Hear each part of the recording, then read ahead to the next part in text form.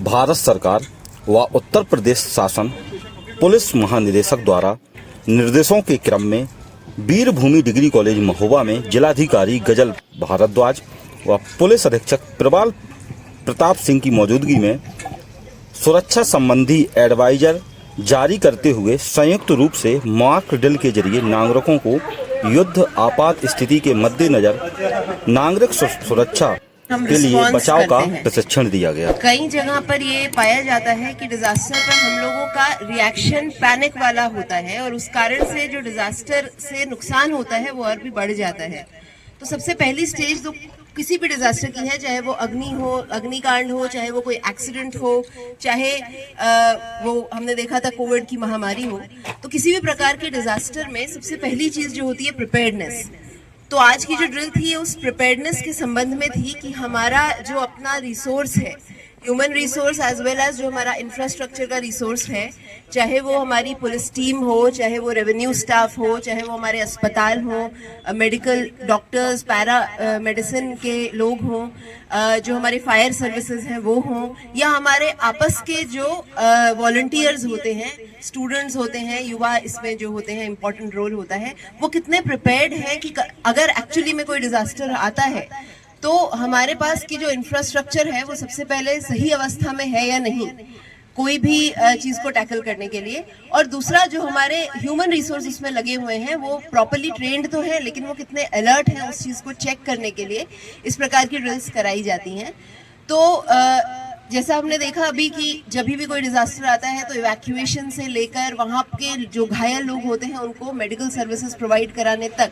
लेकिन एक important role रहता है। लेकिन ये चीज़ भी हम ध्यान रखें कि जब भी कोई डिजास्टर आता है और भारी संख्या में लोग घायल होते हैं तो जो हमारे एग्जिस्टिंग इंफ्रास्ट्रक्चर होते हैं, जैसे कि हमारे अस्पताल या मेडिकल स्टाफ, वो ओवर स्ट्रेस भी हो जाते हैं। तो एक ऑल्टरनेट व्यवस्था भी हमें दिमाग में रखनी पड़ती है कि अगर मान लीजिए हमारे अस्पताल भर गए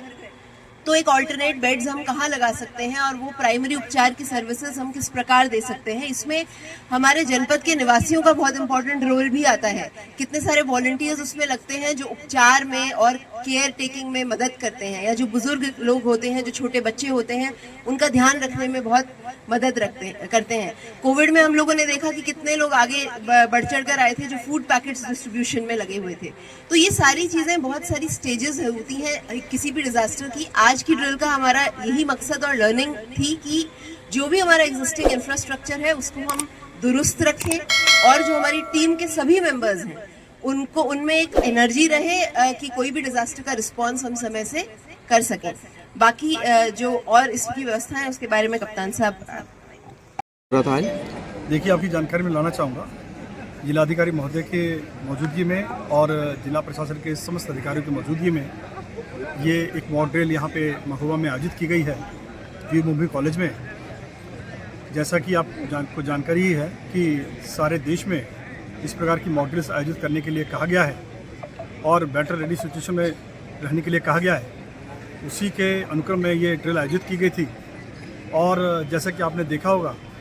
कि किस प्रकार से यदि कोई बैटल की सिचुएशन बनती है, बॉम्बिंग की सिचुएशन बनती है, तो किस प्रकार से हमारे जवान और जिला प्रशासन मिलकर के, स्वास्थ्य विभाग के साथ मिलकर के एक टीम के रूप में काम करते हुए नागरिकों को इवैक्यूएट कर पाएगा और किस प्रकार से उनको त्वरित सहायता, चिकित्सीय सहायता के साथ में उनको एक आत्मविश्वास जागृत कर पाएगा। इसका एक डेमोन्स्ट्रेशन हमने यहाँ पे कराया था और इसका पर्पस सिर्फ यही है कि ज़्यादा से ज़्यादा लोगों के बीच में हमारा आउटरीच हो, जनता के बीच में ये संदेश जाए कि वो किसी भी सिचुएशन में, किसी परिस्थिति में, जो ऐसी कठिन परिस्थिति है उसमें भी अकेले नहीं है,